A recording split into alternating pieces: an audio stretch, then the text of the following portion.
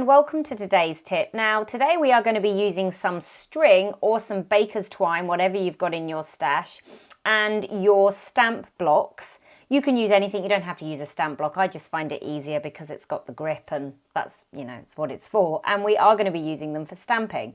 You're also going to need some inks. I've got a couple of different colours here. And we are literally going to be inking up the string. Now my recommendation with this is to really load it as much as you can, and once you've used it a few times it actually gets better. It kind of seems to soak in the ink a bit easier, but yeah, so you just have to, when you get started it can be quite hard to get the imprint, but slowly it absorbs it a lot better and it gets easier and easier.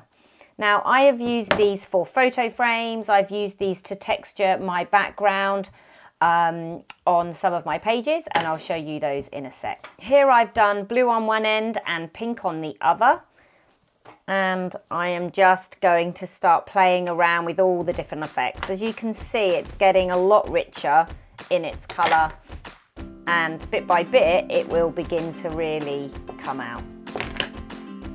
Okay, here's the smaller one I've got with the baker's twine, and it gives the exact same effect.